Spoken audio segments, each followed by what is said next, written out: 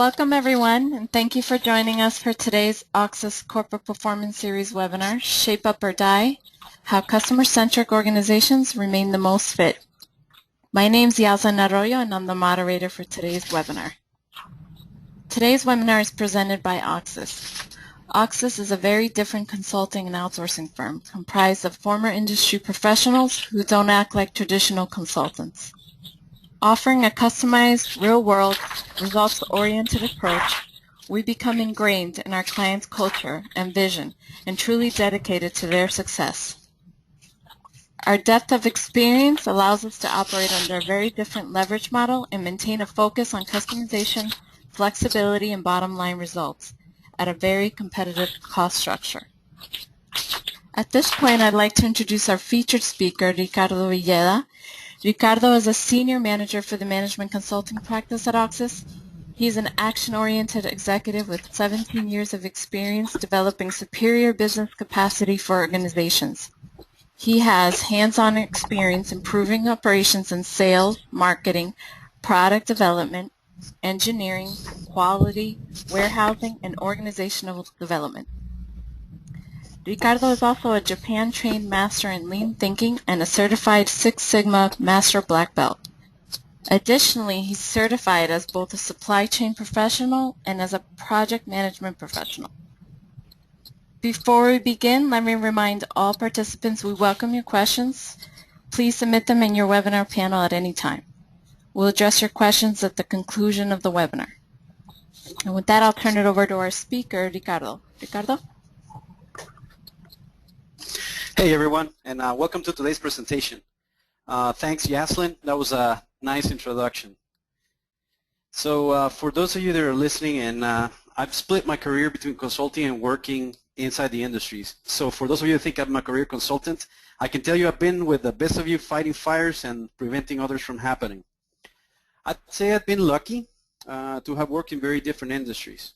I work in electronics and electrical equipment manufacturing, in the chemical products industry, in the software and services industry, in the apparel, textile, and fashion industry, in retail, and even in the hospitality industry.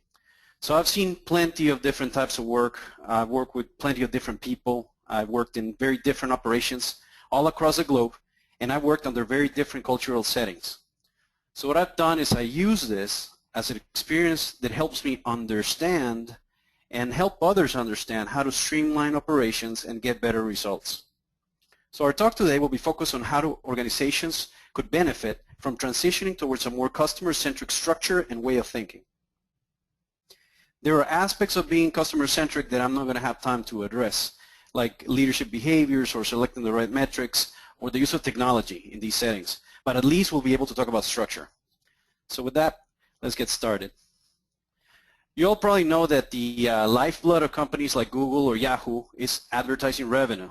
They get paid for connecting sellers with buyers based on buyers' web page searches. One mechanism for selling advertising is to have companies bid for certain keywords that someone might type in their search. For example, if you're trying to sell athletic shoes, you might bid for the words Nike Air. And depending on the popularity of these terms, the price will be high or low. Google's mechanism for selling key terms is called AdWords. Last year, Google made more than $50 billion in revenue from advertising. Over the last 12 years, it's made more than $240 billion in revenue since its launch of AdWords in 2000. What you might not know is that 2 years before Google AdWords was launched and existed, in almost $250 billion in revenue, another software company had a product that might have even inspired the development of AdWords at Google. The product was called Link Exchange. And did you know that this software company killed the product just a few months after its launch because it was growing too quickly? Makes no sense, right? Well, if you want to know, the company's name is Microsoft. In 1998, it purchased for $265 million, a smaller company called Link Exchange. They had the capability and technology almost identical to AdWords. And Microsoft purchased it and soon folded it into the big company it is. where even with the tenacity of the people that worked in Link Exchange that continue to try to, sell that capability to Microsoft, that technology and process for being keywords in search results was not able to survive. So what blinders must Microsoft have worn to toss away that kind of opportunity, a $50 billion a year opportunity? Well, this is something that we should discuss today. It has everything to do with being customer-centric. So the type of questions I'd like for you to start thinking about are, is there a link between typical organizational structures and growing or losing market share, building brand equity, and securing customer loyalty? And is your organization operating under such structure or not? What impact could continuing to operate under a centuries-old model have on your business? Are people in your organization conditioned to work against your long-term mission? How do you detect that? And what steps can be taken to initiate a change in your organization? So we probably all like to know what the future holds. And it's probably very important for people that work in organizations for which you see the logos here. These are logos for companies that are struggling to exist. They have years of tremendous success and suddenly they ride a roller coaster down into failure and obscurity. Now we can't explore all the reasons for the recent struggles in these companies, but one thing is certain. They felt the disfavor of their customer base. Their fans left them behind. They left them for others who better met their needs. In this presentation, we'll discuss examples of companies that have built their business around the customer, and by doing so, and excelling in execution, are able to survive and thrive, often coming from behind and taking over the business of the incumbent leaders that have not figured out that you need to reshape your organization or die. Our hypothesis is you can morph your business into an elite, customer-centric, high-performance, money-making machine. If you do, you'll quickly assess what to do even with fickle customers. You can now predict the future because you're the one that's making it. You can easily and quickly make course corrections that keep up with constantly changing needs and business environments. You end up making performance moves that others can't match. You move by leaps and bounds. Others keep working at the regular speed, and eventually everyone is trying to play catch-up to you. This is the perfect way for your business longevity and your job security.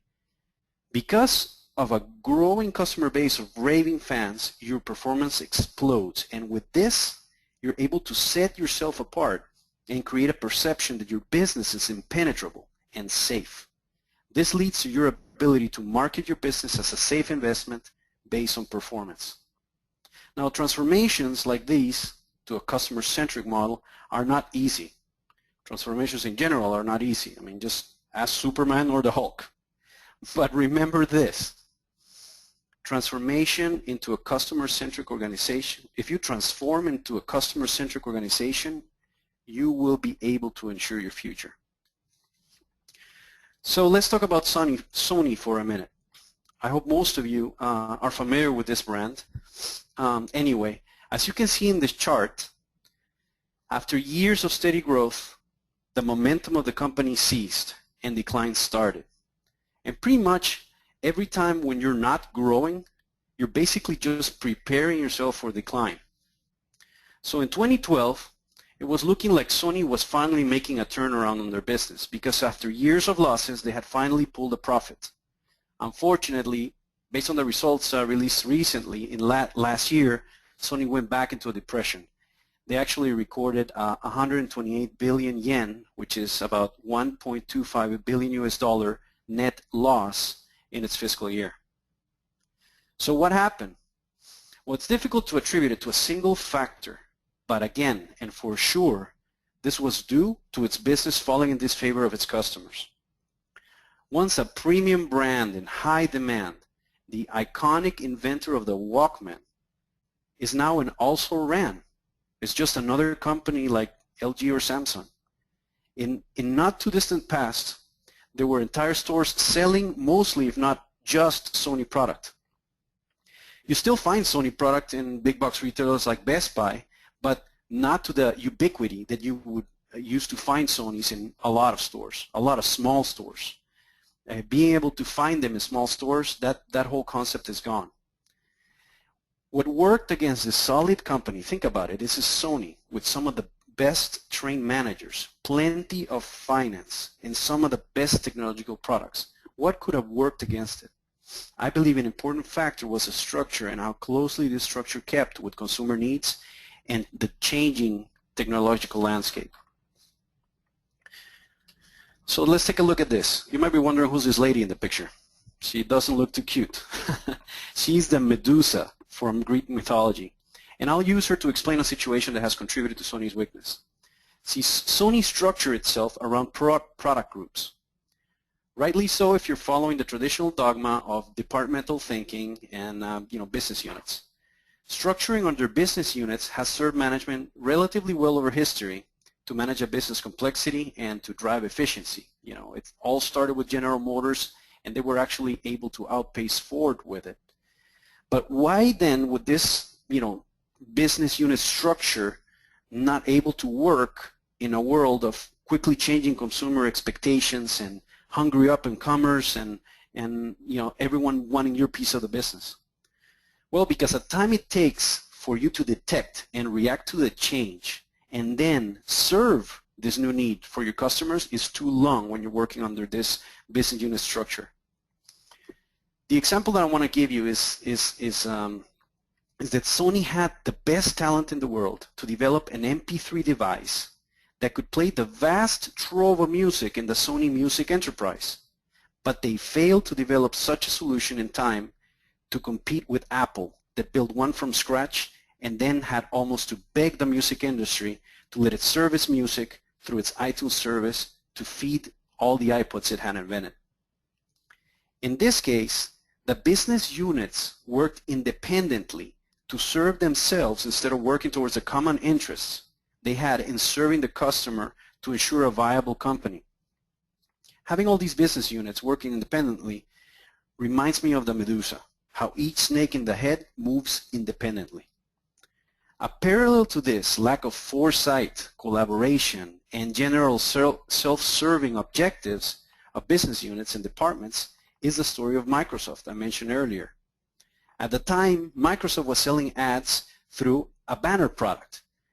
We probably remember how popular the banner ads were early this century on the internet. You remember them, scrolling on the top, the very graphic. Well, because the advertising bidding product that came with Link Exchange was selling too quickly and was being adopted by existing customers too fast, one snake in the head of the Medusa said, wait a minute, this success will impair my success. Kill it. So they lobbied internally to try to have that technology eliminated from Microsoft. And they did. So regardless of what the customer really wanted at the time, which was, being able to bid for search terms rather than, for the banners, the company's decision was to stop further sales for this. So at this point in time, you're probably thinking, well, that's Sony, and it probably doesn't happen to, to organizations that are, smaller than Sony. But in fact, it happens in a lot of different places. So let's talk a little bit about a smaller scenario, a mid-size service company. So, this small organization kind of looks like this, okay? It could be a cable operator or a carpet cleaner service or an AC service provider. They typically structure the business something like I've depicted here. There's a sales group that closes the sales. There's probably a group that works on getting the name out there, like a marketing department. There might be a few people that look into new services or technology to complement or to improve the current offering. Then there's the people in accounting or admin that take customer payments. The group that manages the technicians and equipment schedules, the people that provide the actual services. As you can see, there's different departments. There's a department more than likely that follows up with customers with phone calls or takes their complaints over the phone. There's might be even another group that's just devoted to collections when somebody's not paying. And of course there are other functions that I decided not to depict here, like HR, finance, or IT. But most of the time they're not part of the core that interacts with the customer. So for simplicity's sake, I have left them out of this because one of the concepts that I want to talk about is being close to the customer, and that would apply to that group of departments, but these are the ones that mostly have the interaction with the customer, so I just decided to go through these. So the reality is that as the business grows, the people that are working in that business end up being parsed into groups. That makes it easier for a manager to review their performance, to give them guidance, to control, to standardize a number of things. So this structure has been used for many, many years, from the time when Henry Ford was making the first cars, the Model Ts. And this practice, although it's very good for creating efficiencies inside the departments, has the risk of distracting everyone from the customer and their needs. Most of the time, each department will be judged by its success and not by the customer experience. So since we're talking about being customer-centric, let's talk now about the customer experience in this diagram and putting that at the center of the discussion. A customer has a need, and luckily for both the organization and the customer, they've been able to connect via the salesperson. So basically, the salesperson gets the two together. This person learns of the needs and suggests a service that might fulfill the need. The customer then gets transferred to someone that takes their payment or provides credit. At this point, and you can see by the arrows, we have already moved a little bit further away from the customer. These people don't deal as closely with customers as, for example, somebody in sales. From here, the customer, although might or might not interact with somebody, moves to a scheduling function, and you've all been there trying to schedule a service at home. They instruct the resources, like the technicians or the equipment, to go to the customer to provide the service. Again, we take an additional step away from the customer because the people working in the scheduling department will likely be measured not for the interaction and satisfaction of the customer, but for the utilization of company resources. At this point, in most organizations, because of limited resources, there's a period of wait, as you can see in the diagram. This period could vary in length, but it's always an area of opportunity because as human beings, we love instant gratification. Shortening this period will always win you customers. After this period is done, then the actual service takes place. There's a group of technicians or specialists that actually provide you the service that you were paying for in the beginning. And for simplicity, we're just going to assume that everything goes well. You and I know that's not the case, but let's just say that it goes well. And then after the service is provided, the customer service does a follow-up call, and if there's anything additional monetary transaction or there was a credit involved or whatever, there's a collection group, again, a little bit further away from the beginning from a customer that takes care of that process. So most of the time, in a scenario like this, what you're going to see is that very few people in the payment and collections, for example, or resource planning or credit or even marketing or research will become aware of the level of satisfaction of all the interactions that the customer had with the organization. This is an unfortunate product of what I mentioned before. The more an organization gets departmentalized and siloed, the less team-oriented they operate, the less intimate the organization is with its customer and their needs. And what other options are there to solve their problems? What is the competition doing? All of this information is essential, to capturing current customers as well as growing with new ones. So, who measures the customer experience and their commitment to keep coming back? Who knows about it? And how do you use this information? Those are questions that you should ask yourself about your business. As business grows, the need will force us to think about, how do we manage all these resources? But when you look back, businesses don't start that way. It actually, at the beginning, it was way more intimate. So let's look at this same business, but let's just, put the reverse gears on, go back on the time machine, and remember a time when this business was starting. The diagram has changed. You see there's less people involved. I only have three people basically working in this type of environment. So think of a business as just starting out.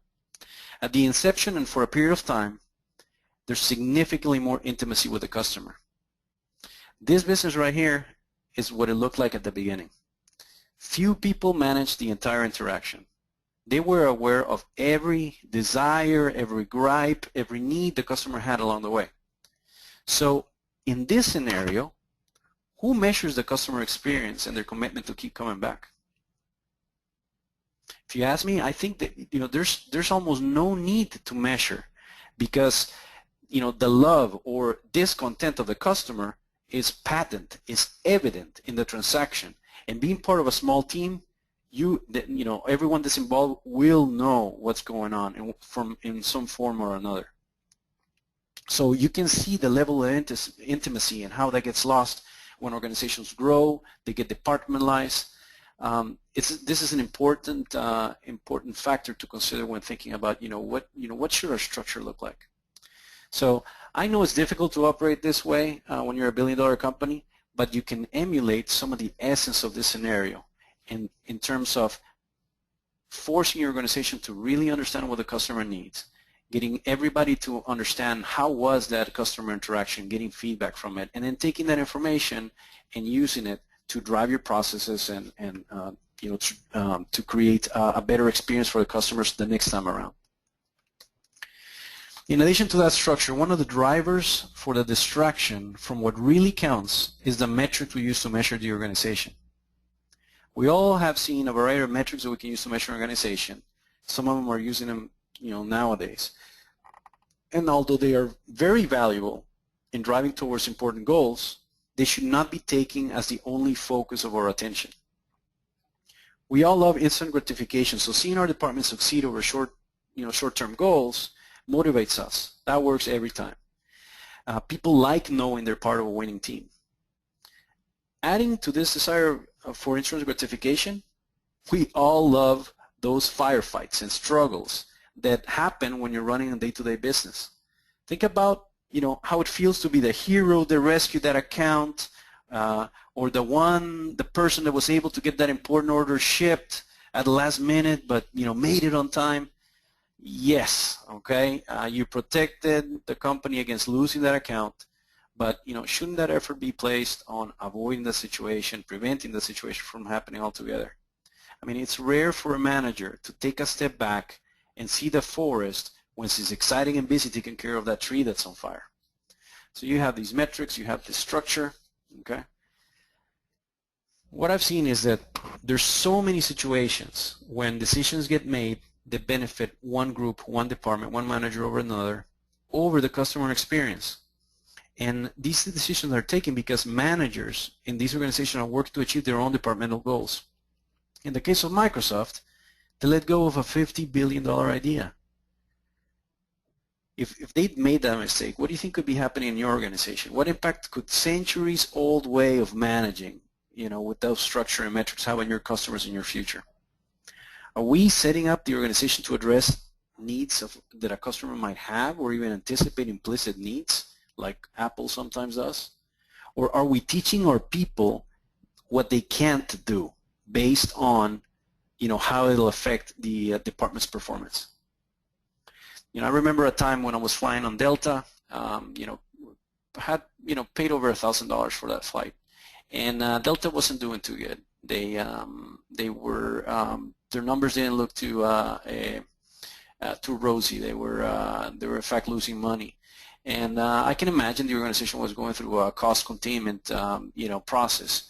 So when the flight attendant came by to offer me a drink, I asked, if you fly with Delta, you know that they have these cookies called Biscoff cookies, and they're really great. She offered me a cookie and offered me what to drink, and I said, hey, can I have another cookie? And she said, no, you only get one. So I know, she was probably being measured by, their efforts on containing costs and everything, but do you understand how that made me feel after paying more than $1,000 ticket and being denied on getting, probably what means like a 2 cent cookie from the airline. Well, it wasn't a good customer experience. Let me put it that way. That motivated me to talk to quite a few people in that organization to let them know that, they were focusing on the wrong things. So keep this in mind, in the way that that you review what your organization does and, how the different departments, work with each other. A concept that's important to understand is a concept of modularity. Local optimization can be explained by something called the law of conservation of modularity. Clayton Christensen talks about this in many of his publications that deal a lot with innovation, but it helps understand how inferior capabilities, work with, with superior capabilities and needs. And in the computer component industry, for example, up-and-coming technology that is not too well developed forces organizations to keep a proprietary architecture. But as technology improves, components become modularized, and then eventually they get outsourced. So, you see, for example, here, Intel stops producing their own desktop motherboards. Motherboards are components that go inside of desktop PCs. And now I know there's probably many reasons why they decided to do that recently. More than likely one of which is that the PC business is in decline. But one of the reasons is that now other players in that area. One example of them is Asus or Asus. I'm not really sure how you say that. It's a Taiwanese company. They can produce motherboards at the same quality level and more than likely for lower cost than Intel. So what happens is at a certain point in time, that component gets modularized and other people are able to produce it, and you're just focusing on integrating all these components together. What's interesting about this case is that, not too long ago, Asus was a startup, and they were making motherboards, but they've also evolved. In fact, Asus transitioned from making motherboards into making LCD screens, into making entire laptops, and now they're outsourcing their own production to people like Foxconn, who makes most of the Apple products, or Flextronics. These are assembly houses that make components and put them together. So there's a constant cycle of evolution in technology. So how does this apply to organizational structure? Well, the reason I bring this up is because departments in an organization are typically, because of the way that we manage, they're typically given the mantra that you're not good enough by management. And as a department, you're instructed to improve. So how do you do this? Well, because I don't want to be affected by my interactions with other departments, what I'm going to do is I'm going to focus internally and reduce my interdependency with other areas. But unfortunately, what this creates is that now, as an organization, the whole, a holistic view of the organization will tell you that now the organization is sub-optimized in order to accommodate for all these independencies of the different departments. So if we're thinking about, how to structure an organization, it's very important to understand, the dependencies that different areas have and the ratio of focus of those departments into performing internally versus in front of the customer. So these urges for local optimization are not easy to fight. I mean, we've all been to school, and most of us have been taught, the same, out of the same textbooks, management theory, and the actions geared to local optimization improve department results and allow successful department managers to escalate the corporate ladder. So I guess, the lesson here is that first you need to keep an eye on how your organization operates, and how are your managers thinking about their success and the company's success, and that you need to be careful about the fact that your organization's resources are focused more than likely on individual objectives rather than being directed towards serving the customer, and this could lead to disaster later on. So some of the concerns that you might have, is, starting from the fact that, how do you operate if if these, tried and tested structures and methods in management theory, will not be sufficient in the future. You might be asking yourself, with everything that's going on, what do I focus on? And, where should I focus my efforts if, my previous experiences have given me only marginal returns? Where should I invest my time? And, should I focus on where the puck is now or where it's going to be? It's difficult to answer these questions in a vacuum, okay? But fortunately, the answers to these can come from the same place. They can come from your customer base. So being customer-centric really simplifies much of the discussion and doubt. In addition, it helps you achieve things most organizations are not able to do. So let's talk about the capabilities of customer-centric organizations. These are key capabilities that being customer-centric enables. One of the things you can do is that customer-centric organizations are able to flex and adapt to market moves better than most organizations. Why? Because the changes required are usually not dramatic or unsurmountable for talented people and teams. Also, because the current offering and research and development efforts that you might have are already intimate with the customer situation if you're customer-centric. In addition, customer-centric organizations can adapt better because they're not seeking stability or continuity of process or product, but rather they thrive on serving the customer and getting quick feedback to see, what do we do next? They become truly intimate with the customer. In addition to that, customer-centric organizations are able to build capabilities quickly. Because there's a laser focus on what's needed, and there's more commitment behind decisions because there's so much clarity from being close to the customer, you're able to develop, you're able to commit much more quicker to build these new capabilities. You're not fighting other resources, for commitment to their cause. An example of this you can see in smaller organizations. An example of the ability to build capability and with this increase the product's adoption is the story of Spotify. Spotify is a music streaming service that you can connect to with a number of different devices, one of which is like a smartphone. Spotify launched in 2008, barely 6 years ago. But within a short period of time, they were able to add support to over 20 different software platforms like Android and iOS, the Apple operating system, or Roku, those little boxes, Sonos, TiVo, Samsung TV, 20 of them. And what happened is that this gave them the exposure necessary to capture new users, and within a 3-year period, 3 years, they acquired more than 10 million paying customers and 30 million free users. This was so fast that even Apple, who's an expert at innovation and understanding what their customers want, was forced to play catch-up. If you read the news, this is one of the reasons they ended up buying themselves innovation in the form of Beats Music. You've heard of Beats Music, the streaming service. Well, they acquired it. They announced that they were going to acquire it a few months ago, but they finally acquired it this week, 2 days ago, for $3 billion. This is the most expensive acquisition in Apple's 38-year history.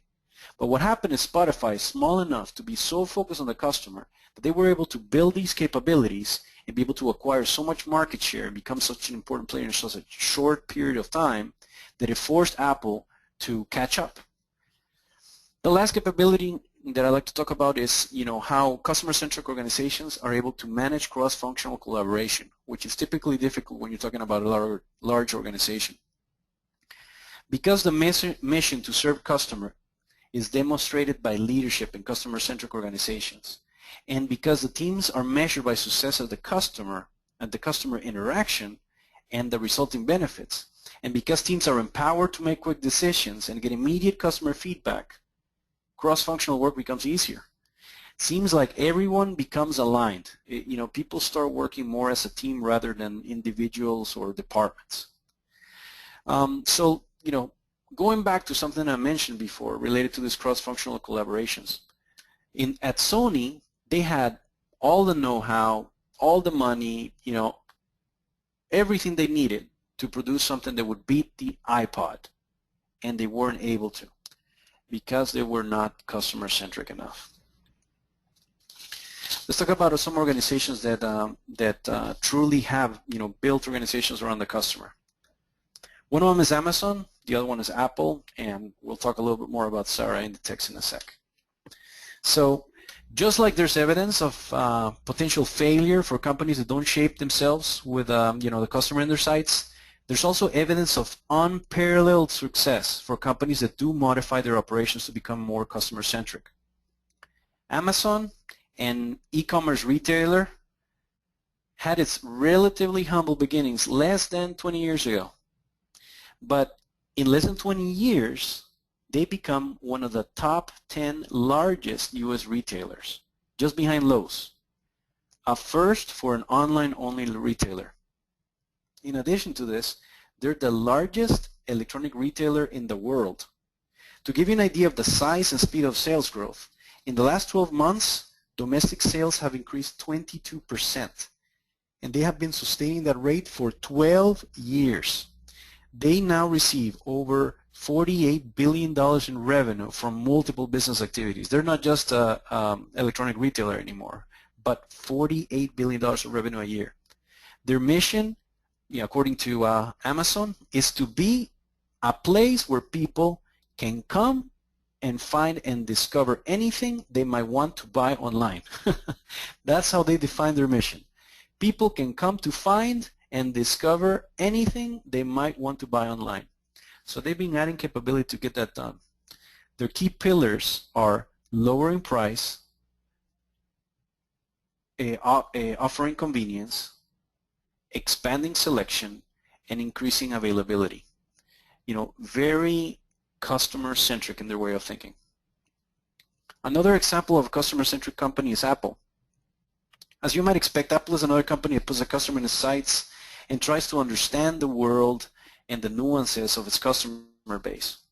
They've been able to make an ecosystem of devices and services that interacts with the customer through many facets of the customer's life. Think about how you've interacted with different Apple devices. Once you get hooked into this ecosystem of convenience, it's hard to imagine a regular day go without using an Apple device. It certainly is for me. Because they were able to figure out and decipher their customers' needs and provide a solution that fits the customer desires and sometimes even anticipate them, Apple was able to transition from a near defunct company in '97, only 17 years ago, to the largest and most valuable company in the U.S. by market capitalization. You're probably all familiar with Exxon. It's a large chemical petroleum company. They overtook it 2 years ago, and they've been ahead since. So that's another example of a company that is very much consumer-centric. The last example I want to give you here is a company called Sarah. And Inditex is basically the holding company for Sarah and other brands. Sarah was the first and the flagship brand of this company.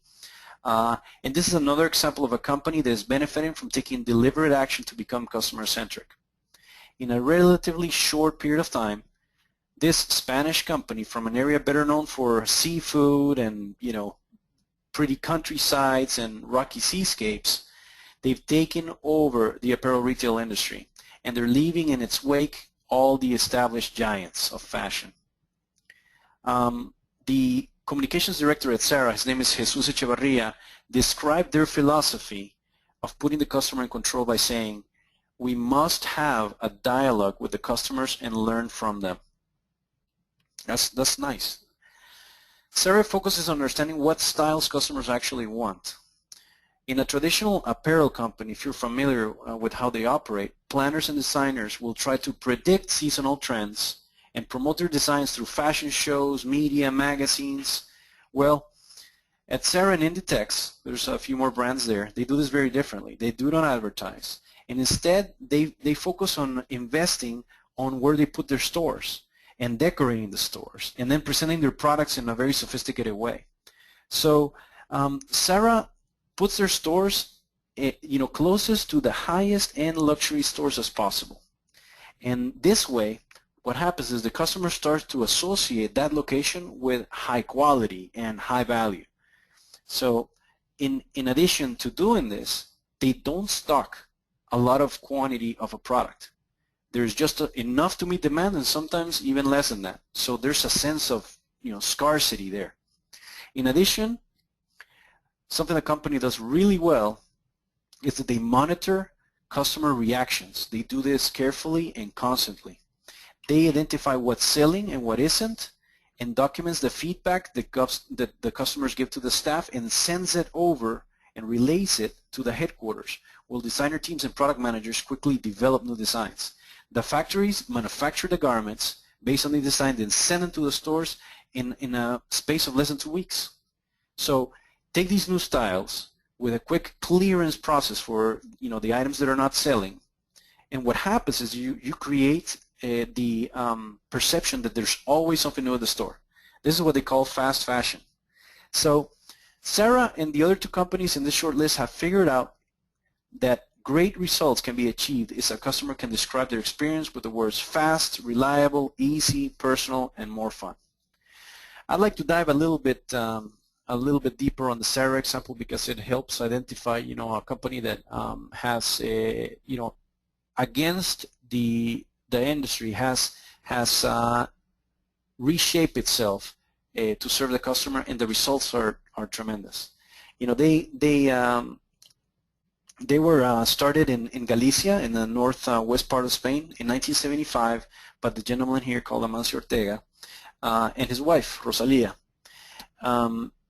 They started the Sarah stores, which is the flagship store for the group, but they really have a number of other brands.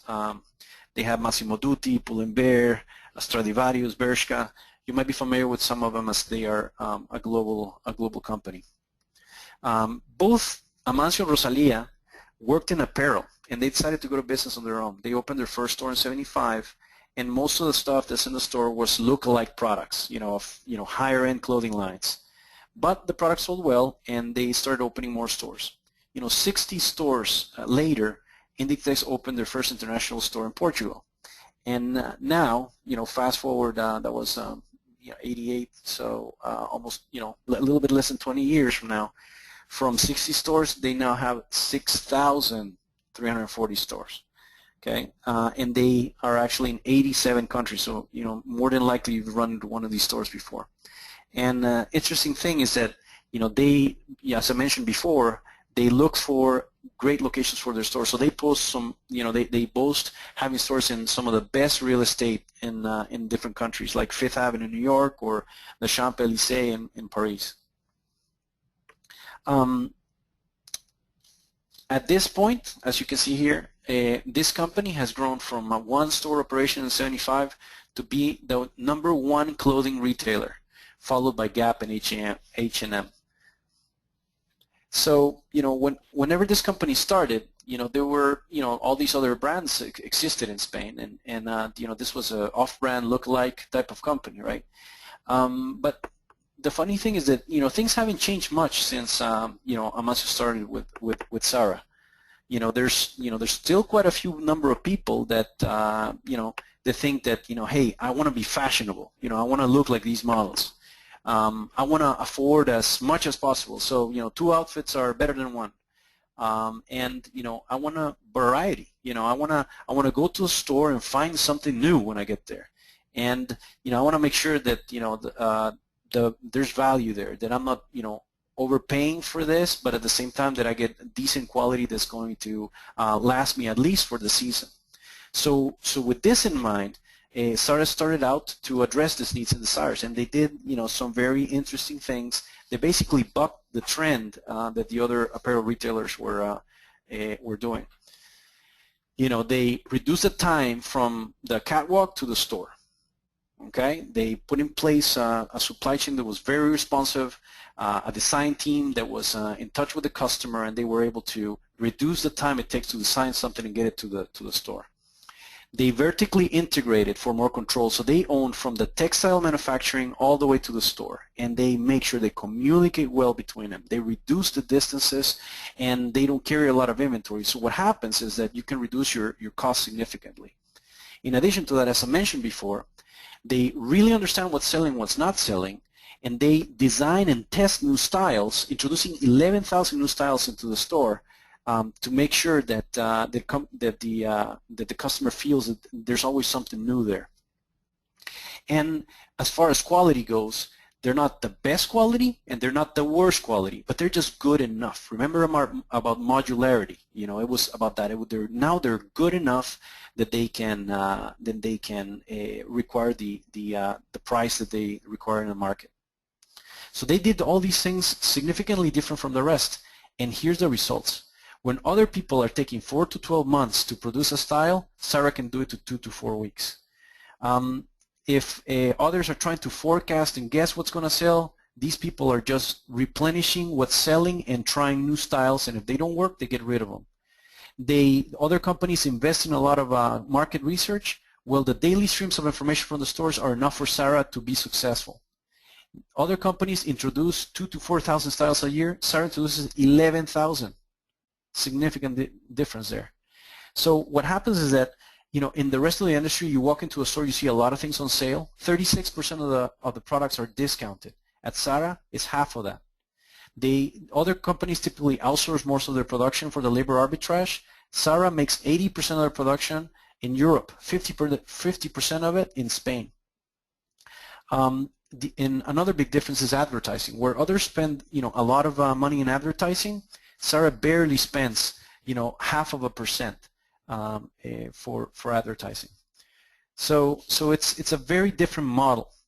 So as you can see in this sales chart, you know, they've grown, you know, almost straight line. You know, we're gonna go off the chart with that line. Being so customer centric has allowed Sarah to know a number of things. You know, they might sound familiar to you. Sarah is able to provide styles that sell even to fickle customers. Like, you know, the fashion industry is all about that. Sarah can quickly assess what to do in terms of product offerings and pricing, and maintains low levels of inventory with a good service level. Wouldn't it be nice to be able to do that? Sarah is also able to predict its future because they're so close to it. They define the styles, they open the stores, and they have good grasp on what's necessary to serve the customer. And I would dare say that they make their own future. I mean, to overtake those other companies in such a short period of time it's amazing. And if the changes that they make don't work or the products don't sell, they are committed to getting rid of them and make quick course corrections. They're not intimidated to clearance out of style quickly or close a store. It's just the way that they operate. You can see that a retailer like this that's making moves that others like Macy's, Gap, or Abercrombie, they're not able to make. A true customer-centric company like Sarah comes from behind and overtakes the incumbents. They put them out of business or force them into catching up like Apple had to do because of organizations like Spotify. If you become customer-centric and start to benefit from the results that this brings, the longevity of your business is secure. Think of the security this brings. Your business will now be safe investment like Apple and not a risky investment like Sony. So organizations like Sarah, as you can see, have been truly committed to customer centricity and are passionate about understanding the customer. They believe that without the customer, there's no business, and they want to understand, you know, how the customer sees the world. The relationship and interaction with the customer are the most important thing that they focus their metrics on. And, you know, by becoming more customer centric, they're able to flex and adapt to market changes. Hope most of this sounds familiar. So what I'd like to pose to you is that, you know, think about morphing your business to an elite customer-centric high-performing money-making machine, because you'll quickly assess what to do, you'll be able to predict the future, you'll be more prepared to make quick course corrections, you'll make performance moves that others can't do and they won't be able to catch up, and then by doing that, you'll have a business that lasts a long time. So where do we fit in? Well, you know, I think we can help you answer a number of questions like, you know, what does my current operating model look like, and how does it perform from the customer's point of view? What changes could you make? What capabilities could be in high demand that you might be able to develop? And what offerings are out there that my future competitors are offering that I can start working on right now? If you'd like some help in answering these questions, or if you'd like a complimentary customer centricity assessment, contact me. Here's my email address, ricardo.villeda@auxis.com. And I'm going to leave you with just one more of these stories, because we talked about how difficult transformation was. I mentioned Hulk and Superman. Well, here's a company that you all might be familiar with. Is Lego. Okay. Lego is a company that in the 60s started focusing on that plastic block we know so well. But in 2002, the company's momentum had sputtered, and Lego management became distracted with diversification. They got into a number of different other businesses, including theme parks and video games. What they were doing, typical, they were trying to catch up with other toy manufacturers. These distractions brought heavy losses to the books. As you can see, 2003, 2004, as well as 2000, within 5 years, 3 years, they lost a lot of money. And by 2004, the bank that they have always used stopped lending them money because of how big these losses were. At this point, this private company, the family that owned it actually had to finance it with their own money. They actually had to take up a loan with a new set of banks. The competition from other lines, other companies was killing them. They ended up having to cut jobs and limit product lines. Eventually, the CEO at that point in time had to step aside, and a new leadership team came on board. The name of the CEO was Jorgen Big Knudstrup. This is the new CEO. He's still the CEO there. So what he did is that he started to refocus the company on what the customer really wanted. He sold businesses that he deemed unessential, and what he said in an interview is that they spent a lot of time on strategy finding out what Lego's true identity was. And you know how he did that? He spent a lot of time understanding what customers really wanted, and then tailoring his business to meet just that. So, again, Lego, another good example of a company that learned that understanding what the customer really wants and making significant structural changes to its business can help you rebound from the brink of bankruptcy to something like what Lego did here. Lego is now the fastest growing toy company in the world. So that, I hope that example gives you a little bit of motivation that even though that transformation is difficult, it can be done even in the worst of situations. Jocelyn, are there any questions? Yes, Ricardo, there's actually a question here from one of our participants. The question is, what are some of the more important initiatives that a company should take to change its culture and become more customer-centric? Okay. Well, one of the things I would definitely suggest is to put in place a strong customer feedback loop. SATA has a constant communication between the stores and the design teams at their headquarters, and that makes a big difference for them. It can also do a big difference for you. Now, the way that you put in a strong customer feedback loop might be just as easy as visiting your stores more frequently, going to lunch with your customers, going to the work sites with your customers, use your product, and get intimate with your customer. That customer feedback loop is super important. Any other question? Thank you, Ricardo. No, there's no other questions here.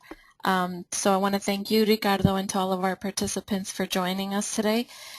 Please watch for our follow-up email with the replay link along with a copy of this presentation. Also, if you would please take a moment to complete our brief exit survey.